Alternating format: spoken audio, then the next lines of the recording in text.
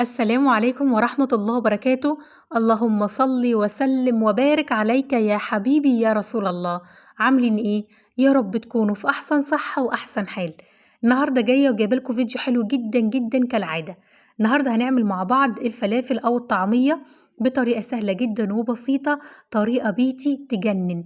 كمان هنحشي الفلافل بتاعتنا حشوات حلوة قوي، هنحشيها بسطرمة وهنحشيها جبنة، وكمان هنعمل السادة. الفيديو حلو جدًا، جدًا، وهنبدأ مع بعض من الألف للياء، كمان هاقول لِك إزاي تخزّنيها في الفريزر، بجد الفيديو مفيد جدًا. يالّا بينا نبدأ الفيديو بتاعنا النهارده، بس ما تنسوش لايك للفيديو، شير عشان الكل يستفيد، واللي ما اشتركش في قناتي يشرفني جدًا الاشتراك في القناة، وفعلوا الجرس عشان يوصل لكم كل جديد أنا باعمله، وما تنسوش كومنت منكم حلو بيفرق معايا كتير. يالّا بينا نبتدي ونعمل أحلى وأطعم فلافل بيتي، يالّا بينا.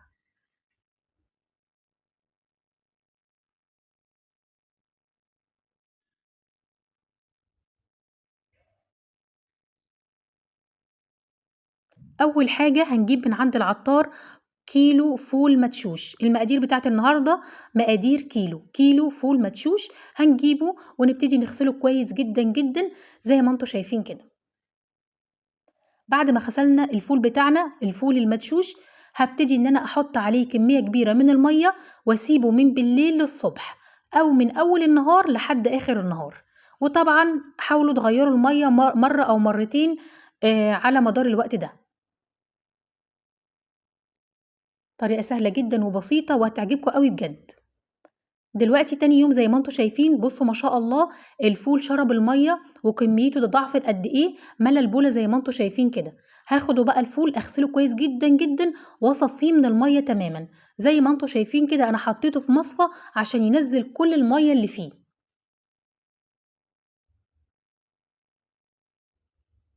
بعد ما صفّى المَيّة جِبنا باقي المقادير. مقاديري عبارة عن إيه، 3 حِزَم من الكُرّات، حزمتين من البقدونس، حزمتين من الكزبرة، بصلتين وسط، معلقتين كبار من الملح، معلقة كبيرة من الكمون، معلقة صغيرة من الكزبرة، وحوالي راس توم.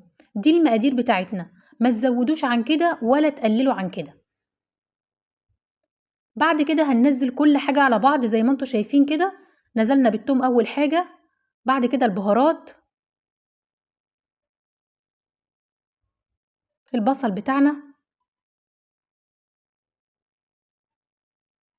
وكمان الخضرة الجميلة اللي بتخلّي الفلافل بتاعتنا أو فلافل البيت بتكون مميزة ولونها أخضر، لإن إحنا بنحط خضرة كتير، لكن صاحب المحل عمره ما يحط لِك كل كمية الخضرة دي. بعد كده هنقلّبهم كويس جدًا، جدًا في بعض زي ما أنتم شايفين كده. نجيب بقى الكبة بتاعتنا ونبتدي ناخد كمية، كمية نضربها في الكبة وننعّمها جدًا لحد ما نخلّص كل الكمية اللي معانا، زي ما أنتم شايفين كده حبّة، حبّة لحد ما نخلّصهم. شايفين لونها تحفة وأخضر وجميل إزاي؟ طبعًا ضربناها كويس جدًا لحد ما نعمت. هنعمل كل الكمية بنفس الطريقة لحد ما نخلّصها زي ما أنتم شايفين كده. بُصّوا ما شاء الله اللهم بارك كمية قد إيه. قسّموها بقى على أكياس، خدوا الكمية اللي أنتم هتشتغلوا بيها النهارده، وباقي الكمية نحطها في أكياس ونشيلها في الفريزر. وقت ما تحبي تطلّعيها تسيبي الكيس يفُك وتعملي أحلى وأطعم فلافل. زي ما أنتم شايفين خزّنوها بنفس الطريقة دي. طريقة سهلة جدًا وبسيطة ومغذية جدًا، جدًا، وحاجة البيت أنضف مليون مرّة من برّه.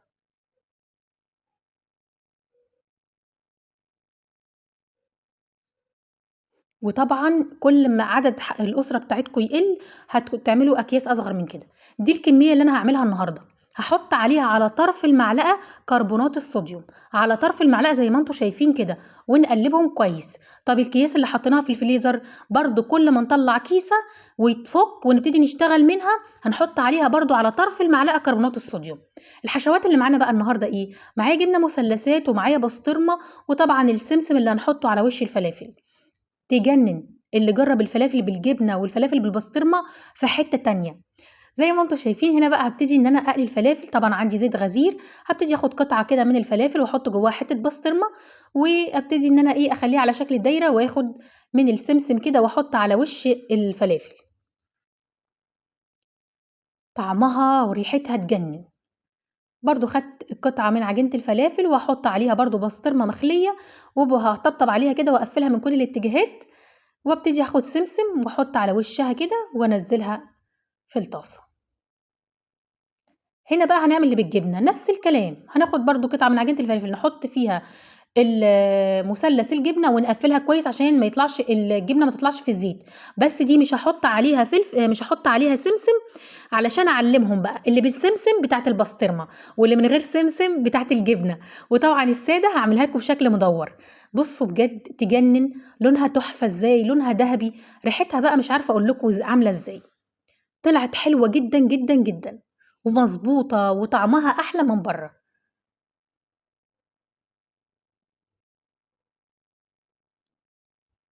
طريقة سهلة جدًا وبسيطة وحلوة أوي، أوي.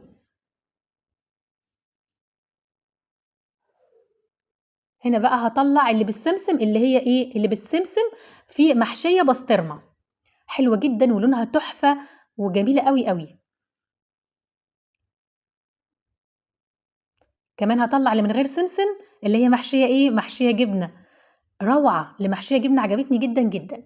دلوقتي بقى هابتدي أعمل إيه، أعمل السادة، وهاعملها على شكل تاني مدوّر كده صغير زي ما أنتم شايفين. بُصّوا شكلها تحفة والعجينة بتاعة الفلافل تجنن بجد، حلوة أوي، أوي، أوي. قيمة غذائية عالية، كمية خضرة حلوة جدًا، معمولة بإيدِك في زيت نضيف، حاجة البيت أحلى من برّه مليون مرّة. نكوّرها بالطريقة دي وننزّلها، حلوة جدًا، جدًا. ما فيش أحلى ولا أطعم من حاجة البيت. بُصّوا جميلة إزاي، بُصّوا تحفة إزاي، حلوة أوي، أوي. طبعًا كل ما تاخد اللون الدهبي بنطلّعها واللي لسه ما احمرِتش بنسيبها. وطبعًا عندي طبق وفيه مناديل ورق ونبتدي نطلّع الفلافل بتاعتنا عشان لو فيها زيت والّا حاجة. شايفين الفلافل شكلها حلو جدًا، جدًا وريحتها بقى مش قادرة أقول لكم. هنا بقى بنطلّع الفلافل السادة، بُصّوا شكلها تحفة، جميلة جدًا، جدًا.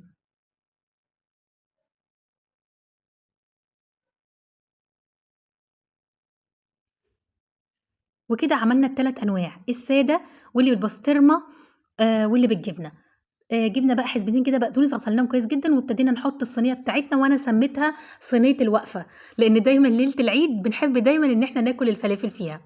حطيت رشة البقدونس دي اللي أنتم شايفينها، بعد كده جبت شيبسي على الجناب طبعًا تايجر، إحنا عاملين مقاطعة وهنبتدي نحطها كده، وطبعًا التقديم ده بتاعِك أنتِ، أنا دايمًا باحب دايمًا أحط الأكل بشكل حلو، يعني مهم أوي تاخدوا بالكم من النقطة دي، لإن العين بتاكل قبل الفم. رصينا كده الشيبسي بالطريقة دي زي ما أنتم شايفين،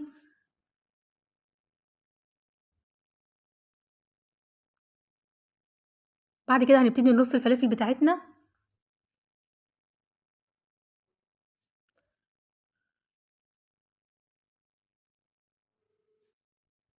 طبعًا هي لونها بيغمق سِنّة كده بعد ما تبرد، لإن هي فيها كمية خضرة كتير، الخضرة هي اللي بتدّيها اللون ده،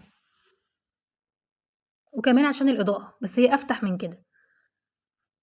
بُصّوا لونها حلو أوي لمّا بيقرّب من الكاميرا بيبان، تجنن، طعمها يجنن وشكلها يجنن وريحتها حلوة جدًا، جدًا.